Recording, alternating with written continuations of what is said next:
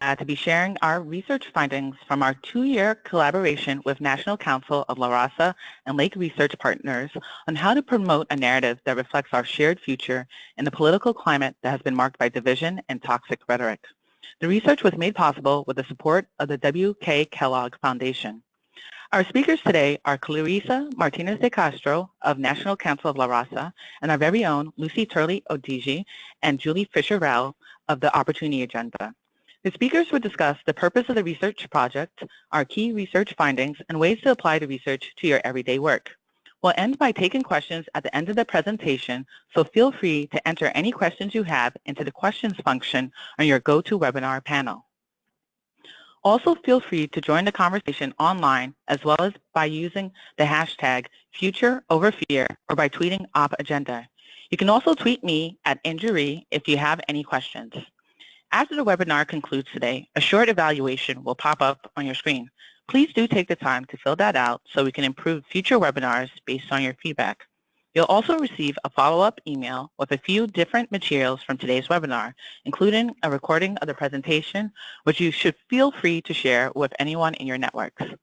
So with that, we're going to go ahead and get started. A big thank you for joining us today, and a special thank you again to each of our speakers. First up is Clarissa Martinez de Castro. Hi, thank you so much, and thank you all for joining us in this conversation. On behalf of the National Council of La Raza, the largest Latino and civil rights and advocacy organization in the U.S., we are humbled to be with all of you with the goal of collaborating together to make a reality the country we know we can be and aspire to be. And that is very much what lies at the core of this work. I know that right now we're all facing many urgent challenges that require immediate attention. And that is the case most times, let alone right now. But in that context, it's also challenging to look at the medium and long-term interventions that are also so critical. In many ways, our current environment is the result of a long-term strategy by other forces that has been building for quite some time, and that has made our environment so toxic. The environment that impacts all of our ability to make progress on the different issues we work for and the changes that we want to realize for the many members of the American family. And that's what brought us to this work. We know that we have to continue answering to those immediate challenges, but at the same time, we need to start looking at how to change that environment, how to eliminate the toxicity in that soil that is preventing us as well from advancing policy change. Issues such as immigration, terrorism, and crime have become proxies to stir anxiety about demographic change in our country and to paint members of minority groups as outsiders, but also to pit against each other many Americans who are facing similar situations. And while such rhetoric, I think all of us have been exposed to and has been offensive for a very long time, we are witnessing a heightened intensity that is fostering anger and mistrust among different sectors of Americans, and that is also leading, trying to intensify fear, racist policies, and even hateful actions. We fear that if unchallenged, this toxic narrative can cause irreparable harm to the perception of racial and ethnic communities, and frankly, to the future cohesion of our society at a time of significant demographic change. And that's how we got started with this work. We felt, as I know many of you do, that we seem to be getting hammered with a gloom and doom vision of where our country is and where it's going. One where diversity is seen as a negative, when we know and we believe many Americans also have that frame, that diversity is a strength, one that we haven't fully tapped, but that it is important to start elevating a different narrative so that people have a place to go. Our belief is that we need a powerful, accurate, and actionable narrative about the story of us, of who we are as a country, one where we acknowledge the strength in our diversity and accurately see it as one of the greatest assets we have. One that has a place for every one of us, regardless of what color, accent, or affiliations we have. And one that helps us rise above, that's what we're calling our effort, one that helps us rise above our differences in the toxic narrative that we are subjected to and helps us ignite problem solving. Because at the end of the day, if people come together to solve a problem, that I think exposes us to each other in a way that makes us less susceptible to stereotypes and fear politics. And because this is about action, the goal is to develop and promote those messages of inclusion and diversity, something we're going to be talking about today. That's been part one of this effort. And to be able to share what we learn in that process with thought partners and ally organizations like you all. Number two, engage with all of you to build and help take hold that accurate story of us, of who we are as a country. Number three, to share tools on how to do that so that we can create a strong group of leaders who will elevate that positive vision and invite other fellow Americans to be part of that. And number four, to foster an environment through that work that expands opportunities for all children and families, and that helps create a better environment for all the policies and programs that we all work on for the change we want to see. So I'm really excited to share the efforts to date on that research, joining with my colleagues at the Opportunity Agenda and with Lake Research Partners to discuss those messages, but also tools about how to put that in action. And I hope that you will join us. We, as an example for NCLR, we started training our network of community-based organizations around the country on ways to use these tools to help build and take hold that accurate story of us and in an actionable way that ignites problem solving. So thanks so much for the opportunity to work with all of you and to share these findings and for the work that we can do forward together. Thanks, Clarissa. Next up, we have Lucy Turley-Odigi. Thank you, Clarissa and India, for that great introduction. So my name is Lucy Odigi Turley. I am the Public Opinion and Media Research Coordinator here at the Opportunity Agenda. And today I'm going to be walking you through some of the top-line findings from our recent research collaboration with the National Council of Raza and Lake Research Partners. And I'm going to be playing you two of the best messages that we found to be both persuadable among key audiences, but as Clarissa said, were also actionable. So after people listened to these messages and heard these words, they felt like they wanted to be involved. But before we begin with the top line, I would really like to kind of just take a step back and reiterate what some of the research goals were going into the project. So as Clarissa talked about, we wanted to identify messages or message frames most effective helped persuadable but unpersuaded Americans to distinguish between what were legitimate policy concerns and unacceptable racial stereotypes and some of the toxic narratives and rhetoric we've been hearing. But we also wanted to identify messages that would enable Americans who had concerns about demographic change and immigration more broadly to envision a more diverse future that was attractive and at least acceptable to them. And then through these main two aims, we wanted to kind of test and develop messages that best positioned us as social justice advocates to advance these narratives, to kind of counter some of the toxic rhetoric that has become now, cornerstone of the current social and political climate. So how did we go about achieving these research goals? So in partnership with Lake Research Partners and NCLR, we held 6 focus groups in 3 regions around the country. So in Charlotte, North Carolina, we had focus groups with a group of white women and Black Americans that was mixed gender. In Phoenix, Arizona, we had focus groups with a group of white men and Latino Americans mixed gender. And we also had additional focus groups in Baltimore, MD, with a group of white men and white women. So these focus groups were, of course, not supposed to be representative data.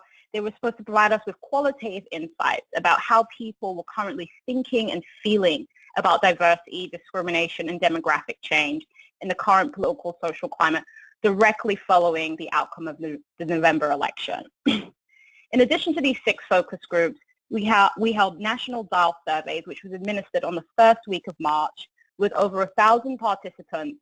And these are registered voters, and this included an oversample of 100 African Americans, 100 Latinos, 100 millennials, and 100 advocates.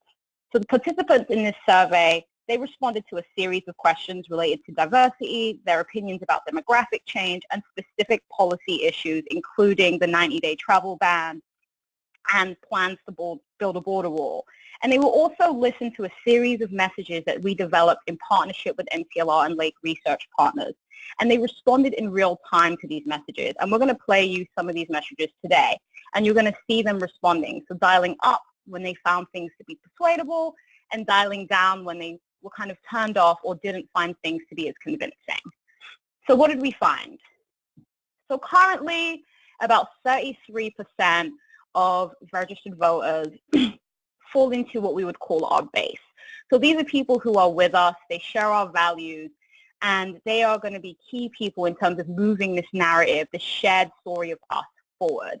So what are our base? And so the 33% is a significant number. I should stop there and really reiterate, in past research studies that we have done, generally you'll find that around 20% of respondents to any survey fall into your base. So 33% is not only significant, but it's very promising. It means that since the election, there seems to have been some movement and positive movement in our direction.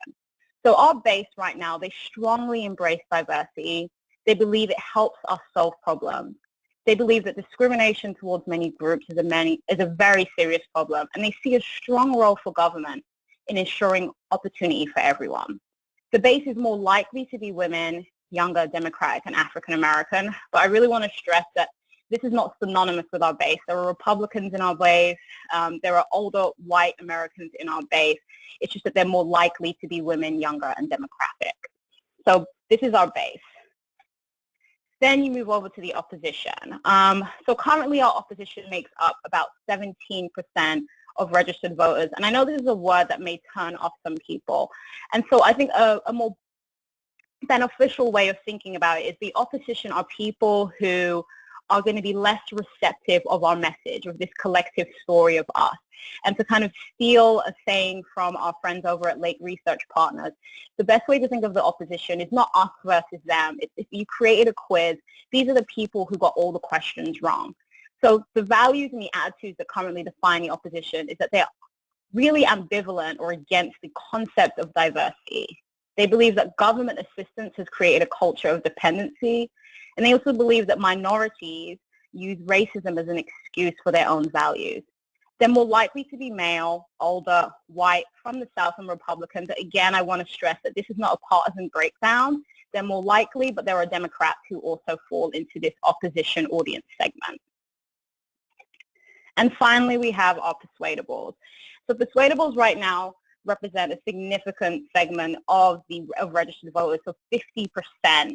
And they have attitudes that overlap with both the base and opposition. And I'm going to go into a little more detail about what that means. And they more closely reflect the demographics of registered voters, but they are slightly more likely to be Latino.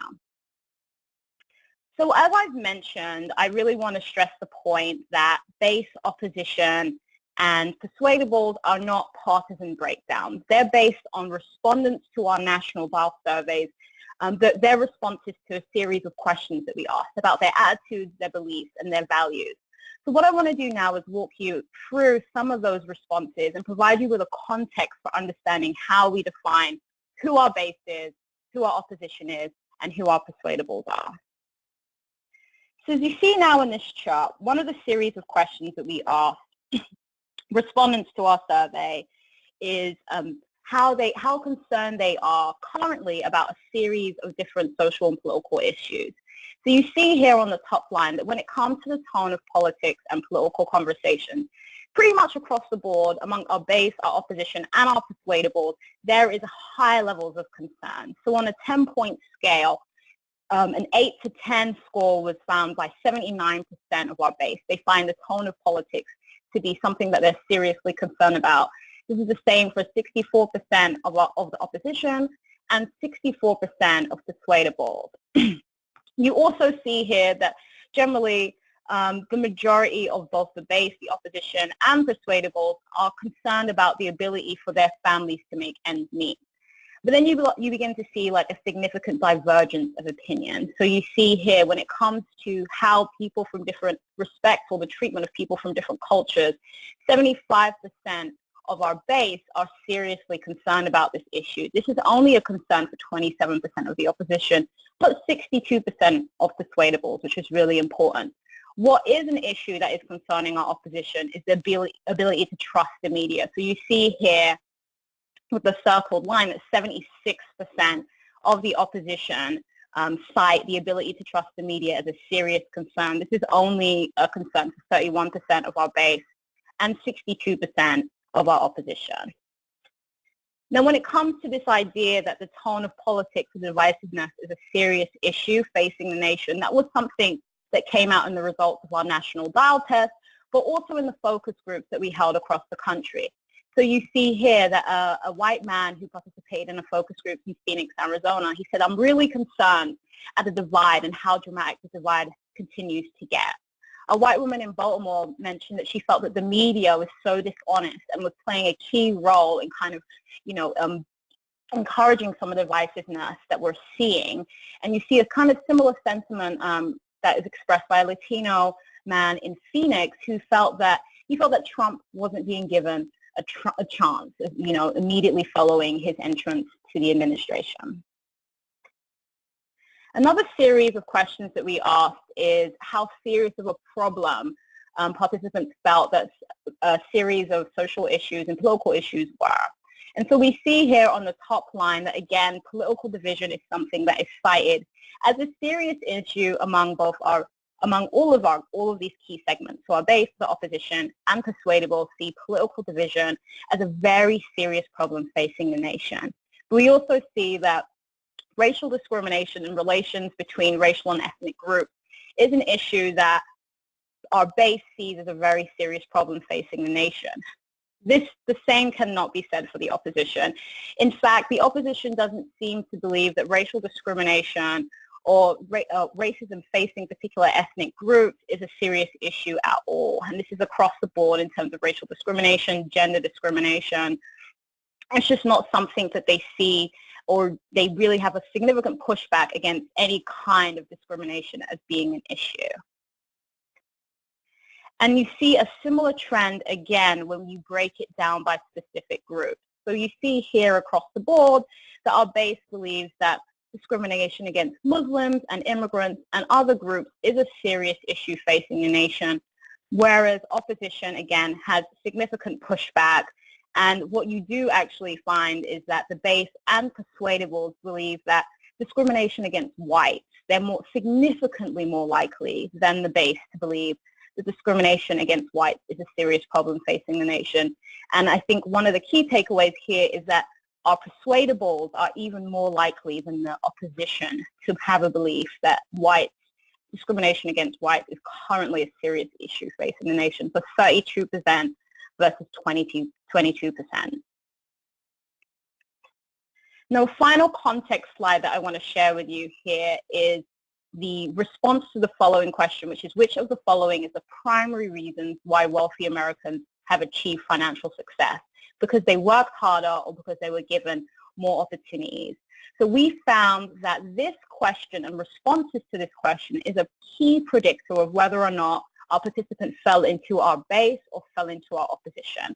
So you see here, 72% of the opposition favored the idea that wealthy Americans achieved financial success because they worked harder, whereas you see the opposite when it comes to our base. So 66% favored the idea that wealthy Americans achieved financial success because they were given more opportunities. Persuadables, again, somewhat fall in the middle, so 34% favor the work harder statement, 49% the given more opportunity statement. So now you've been given some context into the attitudes and the beliefs and the values that define our base, our opposition, and our persuadables. I'm going to play you some of the messages that our participants in the National Dial Survey were exposed to.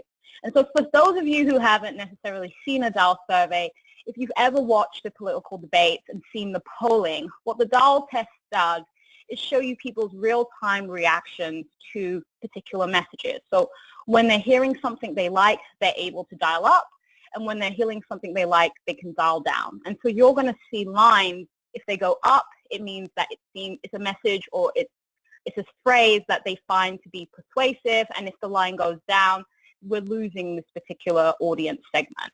So there's going to be 4 lines that emerge across the screen. The blue line represents our base, the green, our persuadables, the red, the opposition, and the yellow line represents you, our advocates. As I said earlier, we did a oversample of advocates to see how the people who we want to carry these messages forward are responding to the messages that we developed. Now, the first message I'm going to play to you is our opposition message.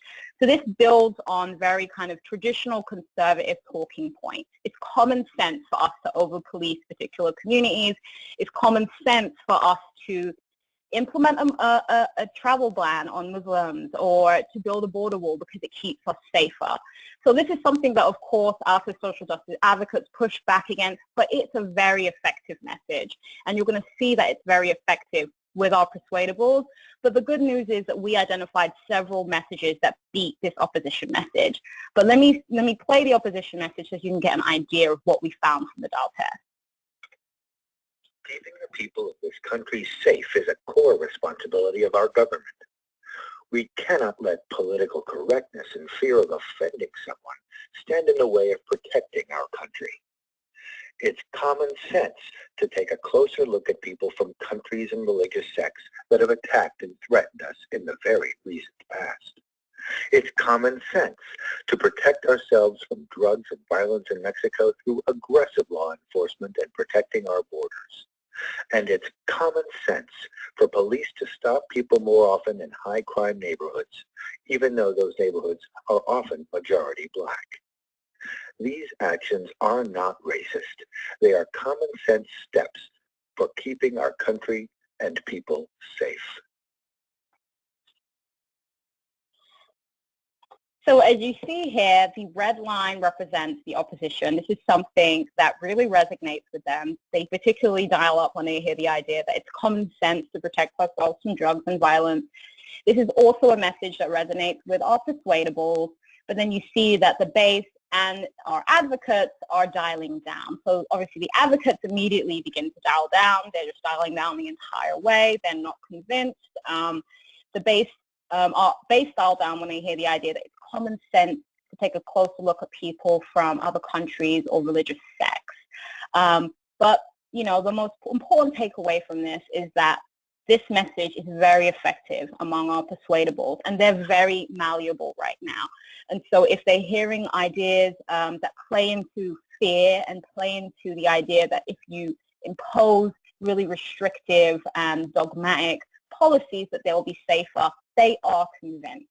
So let's see specifically what worked in this message. So all segments, so both our base, our opposition, persuadables, and advocates dial up when they hear the idea that it's a core responsibility of government. Persuadables find this message very convincing.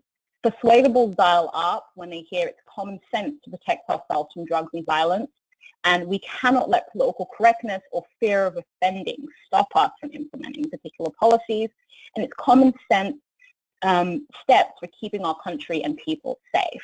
But what falls short is that our best messages solidly beat this message with persuadables. So the first message that I'm going to play you that beat this opposition message is called diversity is a strength. And you heard Clarissa speak earlier about us wanting to develop messages that really drive home this idea that diversity is something that people don't need to be afraid of. It's a strength. It's what defines us as Americans. So diversity is a strength. Let me play it. We are stronger when we work together, and when we learn from each other's experiences, united as Americans. When people from different backgrounds join together, we all benefit from the diversity of those perspectives. It helps us find new ways to deal with old challenges. But we are not taking full advantage of this source of strength. If we embraced our diversity and valued the views of our fellow Americans, we'd be more likely to find solutions to our problems and better ensure that everyone has the opportunity to pursue their dreams. Whether white, black, or Latino, whether Christian, Jew, or Muslim, we are all Americans. We need to embrace our different experiences, perspectives, and cultures because united we stand and divided we fall. So we see here the direct opposite of the opposition message. The red line is now at the bottom, and the yellow advocate line is at the top. And this message resonates well with all groups. Usually you would want to find messages that can isolate the opposition. So that 50% line that you see, all groups begin at 50, and falling below 50 is when it's kind of like people are not persuaded and they generally are not convinced by what they're hearing, and above 50 is it's generally more persuasive. So this is a unifying message. This is something that it resonates with opposition, the base, persuadables, and advocates. And it really just reflects that we're in a new political and social climate where maybe we do need to look for more unifying messages. So we can see here what specifically works with this message. There's a fast takeoff. People are dialing up from the very beginning. It's strong and convincing in both conscious and unconscious dial-up. So people not only responded in the dial testing, meaning like they dialed up or clicked yes when they liked things and dialed down when they didn't, but then they were asked a follow-up question: how convincing did you find this?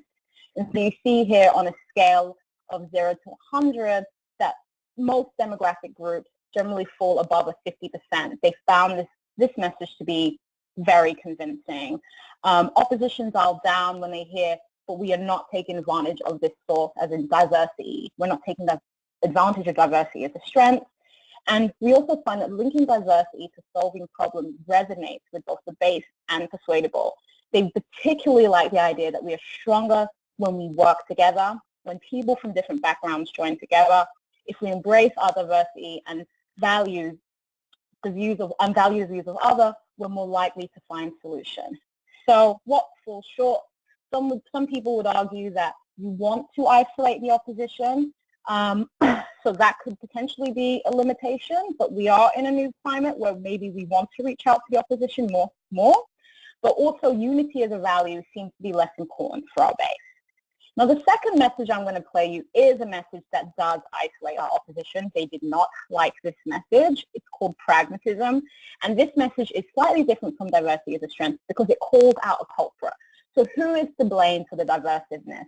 Who is to blame for the tone of politics that, as we saw in the responses to the National Dial Survey, is something that all groups, regardless of their political affiliation, state that they're concerned about. So pragmatism, and let's play and see how people responded. Our country is changing, getting more and more diverse. It might make some of us uncomfortable, but it is our reality and a constant throughout our history. Politicians play on this fear, trying to divide us. They push unwise and divisive ideas like sending federal troops to police our cities, building a border wall, or singling out Muslim Americans because of their religion. If we take the bait on these, it makes our country weaker, not stronger. Our nation is stronger when every one of us can contribute and share ideas, and when everyone's basic rights and dignity are respected. We need to embrace ideas that unify us as a diverse people and make our country stronger. And we need to speak out against discrimination and prejudice when we see it. So we see here the red line that represents the opposition is generally solidly below the 50% mark. They begin to dial down when they hear the idea that politicians play on our fears. They don't like the idea of naming a culprit. They also don't like the idea that if we take the bait on fears, it makes our country weaker, not stronger. But this is a message that resonates with advocates, our base, and persuadables. You see our persuadables begin to dial up about the idea of sending troops to police our cities. So let's see what specifically works with pragmatism. So calling out intentional divisiveness is very effective. The idea that politicians play on our fears, that if we take the bait, that we are weaker, not stronger.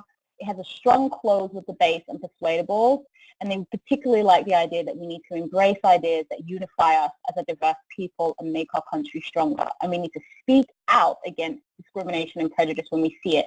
So this message has a direct action. That's something that people can do. You need to speak out. All groups dial up on the idea that our nation is stronger when every one of us can contribute and share ideas. And this message alienates, it says here, I like to say isolates the opposition. What falls short, it has a slow start, and it has weak conscious and unconscious ratings with persuadable. So as I mentioned earlier, people were off, participants were off after they were exposed to these messages, how convincing they found it. And so a lot of our persuadables were actually specifically off so that they didn't find it as convincing as some of the other messages that we tested. So I'm going to stop there. I know this was a lot of information to go through. This video, as India mentioned earlier, is going to be uploaded to YouTube. So for those of you who want to take a deeper dive into the data, you can feel free to go back and actually kind of look through the slides to see some of the information that I may have not been able to cover today. Thank you. Thanks for that presentation, Lucy. Next, we have Julie Fisher-Rao. Thanks, India, and thanks, Lucy and Clarissa. So again, my name is Julie Fisher-Rao. I'm Senior Framing and Messaging Coordinator at the Opportunity Agenda, and I'm going to talk a little bit about application of this fantastic research. Next slide, please.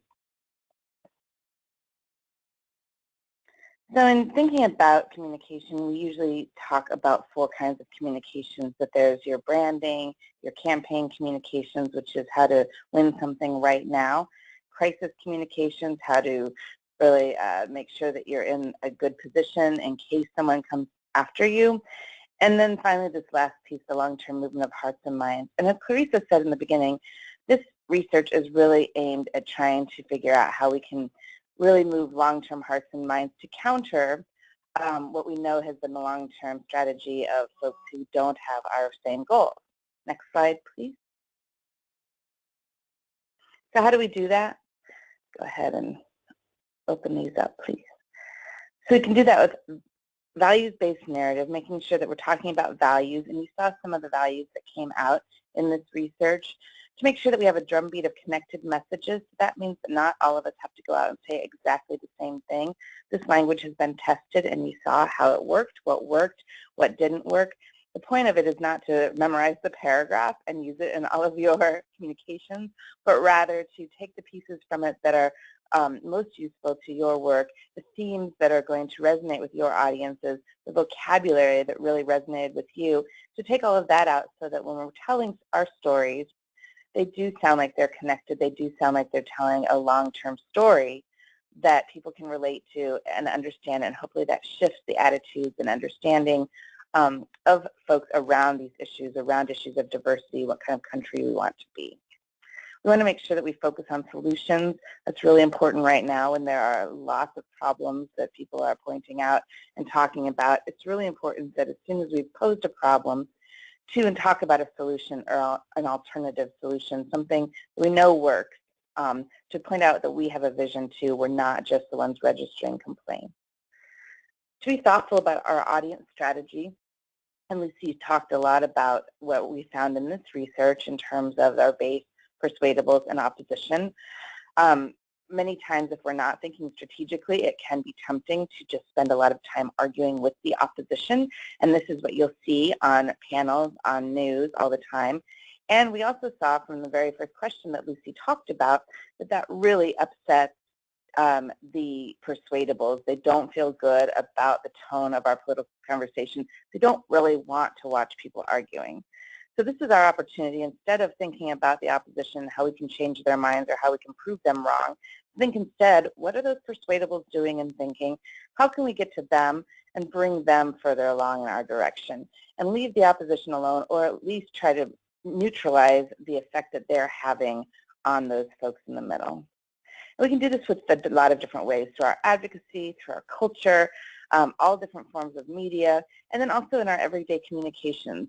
In the research that Lucy didn't have a chance to share with you, we saw that one of the places that people most trust, where they get their information from, is family and friends.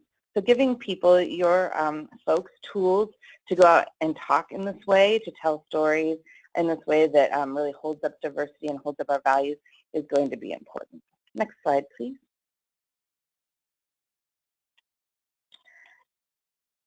So this is just, again, talking about the opposition, persuadable, and base. And we talk about it sometimes in terms of 1 through 5, thinking that, you know, with the 1s and 2s, we really need to keep them motivated. And we saw in the dial test how these messages did motivate them.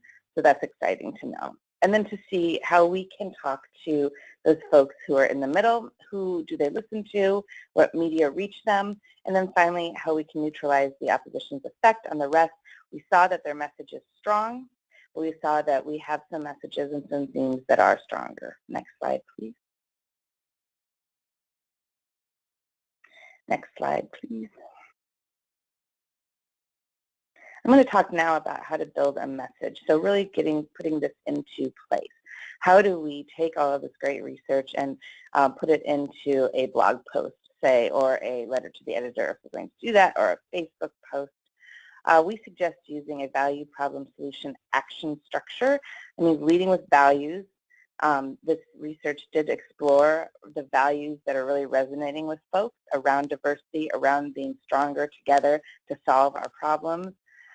Introducing a problem, but framing it really as a threat to the values. The fact that we're excluding people and not allowing people to contribute and participate actually violates the value of diversity, of being stronger together, of solving problems together. Making sure that we have a solution. What would be better than what's happening now? Because just complaining about what's happening is going to leave a lot of audiences cold, and it's also not going to leave them activated, because then action is the final piece that we really want to make sure we are honing in on. Where do we want people to go with this? What do we want them to do? What is the way that we can all move forward together? Next, please. And this visual is just a reminder. Oh, sorry. Okay, that's fine. Go ahead. What is a VPSA? So it's a number of things. As I said before, it can be the beginnings of a soundbite. It can be the beginnings of an op-ed if you have more time. It's basically a structure to remind you that values are all important. You can introduce the problem, but you always have to follow up with the solution, and that all of this is to activate. We're not looking for people to learn more or educate themselves. I mean, those are great things, but we want to move them to action so that we actually see then change. Next slide, please. Here's an example. You'll see that many of the messages, and there are more of them that we tested that we weren't able to share today, but many of them were organized already in this value, problem, solution, action piece. And so you can see this is just an example of how we've broken it down, that we're stronger together, united. This diversity value is something that we tested. And then the problem, you know, in the way that we tested it here was just saying that we're not taking full advantage of the source of strength. This is where you could expand it out and talk about the various ways that's happening. We're trying to exclude people and divide people in ways that are unacceptable and contrary to our values. Next slide, please. So the values that came out in the research very strongly were ideas of respect, treating people with respect, dignity, freedom, and that's one that can go in a very conservative way, or we can claim back in a more progressive way. Freedom from discrimination, freedom from exploitation, for instance. These are all freedoms that we would like to have. The value of diversity, the value that we're stronger because we have different backgrounds, cultures, races, religions coming to the table. And this getting to know each other to solve our problems, community, is a really important value, that when we look around and we see that there's a problem, why not bring as many voices and perspectives to the table as possible to tackle that problem, instead of trying to decide who we can exclude and where we can divide ourselves. Problem solving is an important value, that can-do spirit. And finally, opportunity, that we all deserve the opportunity to reach our full potential. And when we exclude and divide, we needlessly remove people from the opportunity in their lives. Next slide, please. So describing the problem, again, as a threat to values, to be careful about the facts and the statistics that we use. They're important, but they don't go all the way. We change our mind usually through our values, and when you challenge someone's deeply held values, they react in ways that stats and facts cannot overcome. So you need to make sure that we're finding a way to speak to their values and let them know that we do share similar values, that they have a place in them that values diversity and values different perspectives and values us solving our problems together. Find that place within them, activate that, and then move to the rest of your story. And that it's about all of us, that we can solve our problems together and make sure that we're not just focused on two individual in our lens on how we tell stories, that we're not just focusing on how one person solved their problem, but reminding people that it's about all of us. We all need to contribute and participate. Next slide, please. And again, to make sure that we're always providing these solutions. People are very solution hungry right now. And when we do that, one of the important things is to make sure that we say who needs to change things, that we just don't say that, and who is responsible for where things are now. So it's important to not just say things were done, legislation has happened, that sort of thing, but rather who needs to change it right now, so that we have a strategy in place. We know who our audience needs to pressure, who they need to tell to change their behavior so that things get better. Next slide, please. And finally, an action. Again, this is all hoping to activate people towards change. So what's something that people can actually picture themselves doing, something that is more than just learn more, but rather pick up a phone or a sign or whatever it might be. Next slide, please. So thank you very much. I think we have some time for questions now. I know that we went through all of those very quickly. All of this is available for you to peruse when you have more of a chance, if you saw things that were particularly interesting. We also have a lot of resources about the general framing and messaging on our website, and we're happy to take questions now about the research. Thanks so much, Julie, for that presentation and sharing your thoughts on how we can actually put this research into practice. So we have a few questions from the audience now. Can I get the next slide, please? So the first question we have pertains to the research methodology, and the question is about how and why the research sites were selected. And Lucy, I think you may be the most appropriate person to speak to that. Sure. So, as I said, this research was done in collaboration with the National Council of Raza and Lake Research Partners. And going into the research project, the National Council of Raza identified areas that they felt that a lot of their affiliates would be located in and be doing a lot of this kind of communication strategies work, particularly Phoenix, Arizona. So specifically, the focus groups were areas that we felt were kind of really important in terms of moving persuadable audiences. But the national dial survey was a national survey, so it was from all regions, every single state. So we were able to have this kind of more concentrated regional specific information in the focus groups, and then a national kind of representative sample in the dial survey. So we wanted both. Thanks, Lucy. The next question we have is concerning the application of this research. And the question is, what if you're not doing work directly relating to diversity? How can you use this research and use these messages to enhance your work? And I think this is something that all three of you can speak to. Sure, I can start off if that's all right. This is Julie Fisher-Rao. And I would argue that most of our work in some way, shape, or form at this point does relate to diversity, because this work was not designed to just address folks who are talking explicitly about diversity for whatever reason, but this is addressed to folks who are working on criminal justice, who are working on immigration, who are working on poverty, who are working on any issue really that has been affected by this rise in talking in ways that are divisive and exclusionary, that are race baiting, whistling, dog whistling, racism, all these things that we know are happening. This is designed to try to counter some of that, to bring out what we know are people's better instincts about changing demographics, about racial diversity, religious diversity, ethnic diversity, because we know that a lot of the conversations that have been happening really are just masked attacks on that, even if they are in the context of immigration or in the context of criminal justice. So I think there's a lot of issues that this can help us think about. There's other things that people can take away from it too.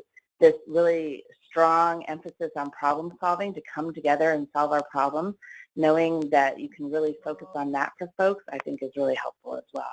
And I'll let others chime in too. Thanks for that response, Julie. This is Clarissa with NCLR, and I hear you. The training we had with our groups, we did about an hour, a day and a half, working with a cohort of groups that none of them, by the way, including NCLR, work on diversity per se, right? That's not the leading piece of the work we do, although it definitely, the belief that diversity is a strength does permeate the work we do, whether that's program services or policies. And so the idea, and that's one of the reasons why we call it Rise Above, if you think about it, is that a lot of times with a lot of the policies we're trying to fight against that tend to marginalize communities and making harder for Americans to contribute to their communities, families, and their dreams, is that regardless of what those reactive policies are about, they tend to hit certain themes constantly. Through that, they reinforce aspects of division. So the hope with these messages is that regardless of what issue we work on, I particularly work a good amount of time on immigration and on civic engagement, that this is a good umbrella that I can connect to that issue, right? So if the idea, and I'm not going to do it artfully, but if the idea, if one of the powerful messages here is that diversity is one of America's strengths and we should leverage it more effectively to solve our problems, I can talk about it in terms of civic engagement, right? Diversity is one of American strengths, and that's why we're working to make sure that everybody who's eligible has the ability to be registered to vote and vote. Part of the idea is that once we're leading with values, we are trying to appeal to people's foundational values, and I would argue that those values don't necessarily are Republican or Democrat, progressive or conservative, they're foundational values. But two, in so doing, it helps us build a stronger song. I think a lot of times when we respond from a very specific policy perspective, it almost sounds like a cacophony. There's not a unifying message or story, and this was a way, at least for us and in our network, to try to get deliberate about a melody that fits all of the different lyrics that we are singing. Thank you so much for that response, Clarissa. Lucy, would you like to add anything? No, I think they both covered it. Great. So we'll move on to the next question. And the question here is, using this approach to crafting a message, are there groups out there that are already adopting this approach? Are there organizations using this? And, where can other advocates find their work and turn to their work?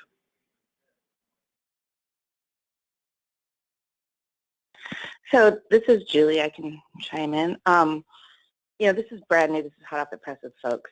So this is really your opportunity to take and run with it. There are folks who are starting off with it, as Teresa mentioned, who we all had the opportunity to train.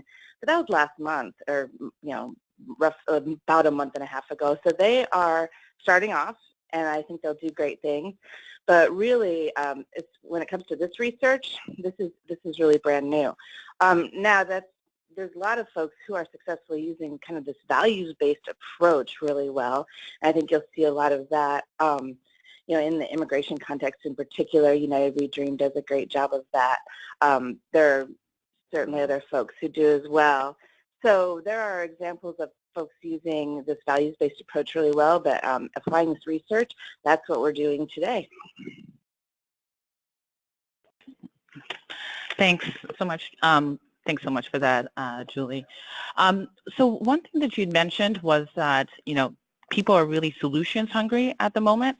So I wanted to explore, you know, what did you find in the research in terms of people wanting more solutions, and does this connect to the current political climate? Can you speak to that, please, Lucy? Of course.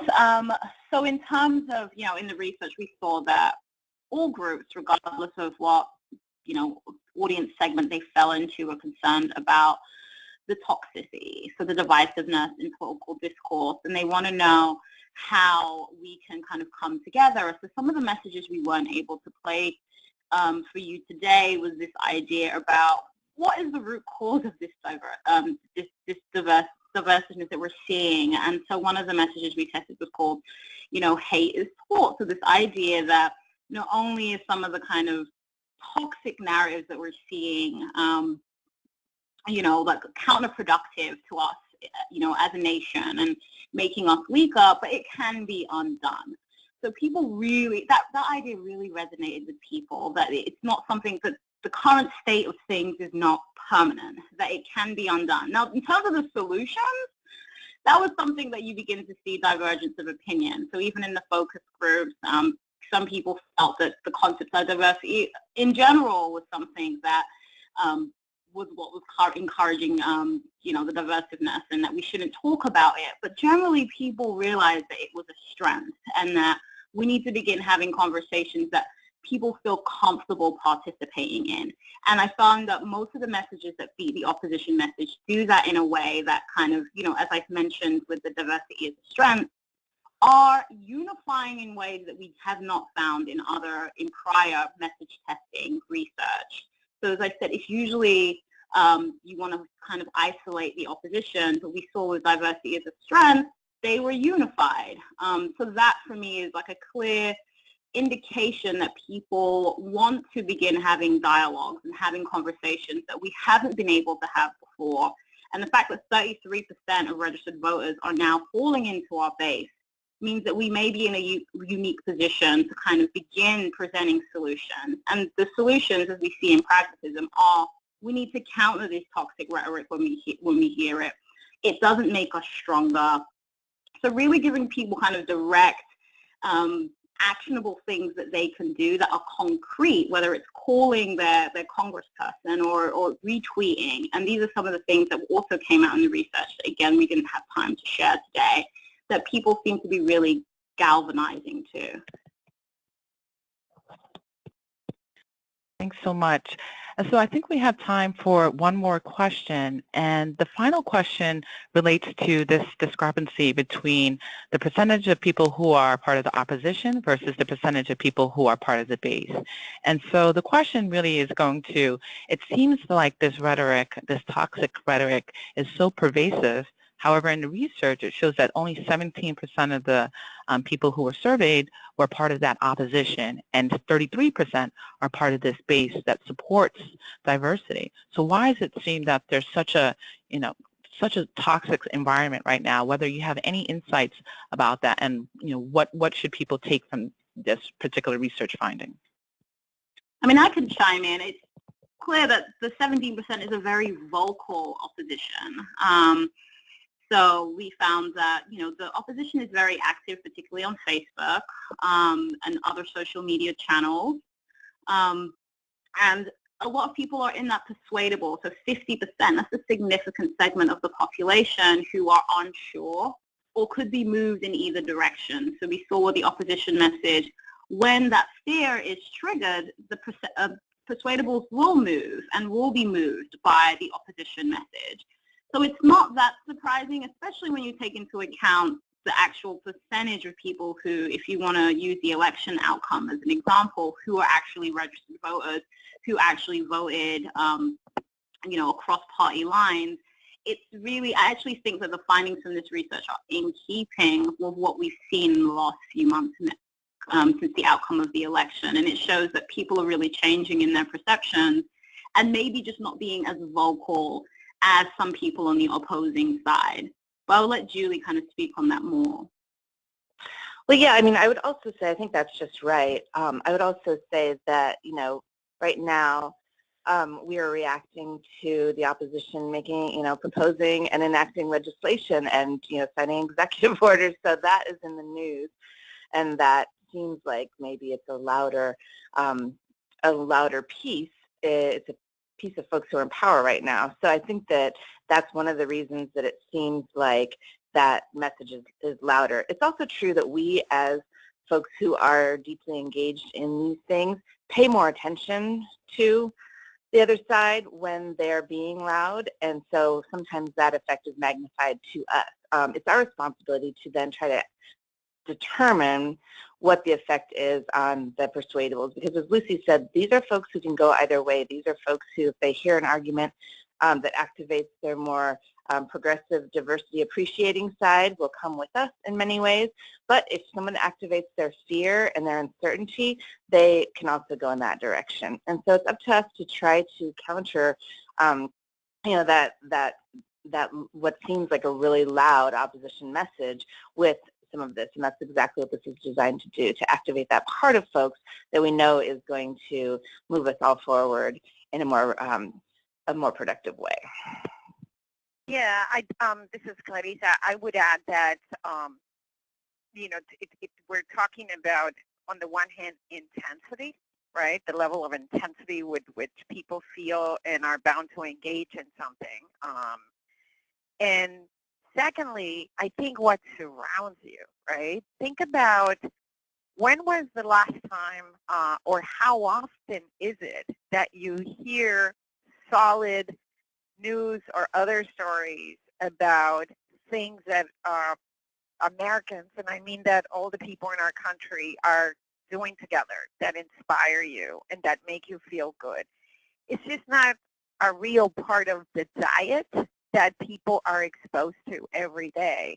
And sometimes when you see glimmers of those things, as hokey as they may be, people may remember the images of the cop and the kid interacting, and I use it as an example of just how hungry people were to see something positive, whether it's substantive or not, right? But it just, there is an audience out there. It's really hard to break through because our media, both the paid and otherwise, tends to focus on the negative. And so imagine if you're constantly being hit with be afraid, be afraid, be afraid, either overtly or subliminally through the messages and the images that you see.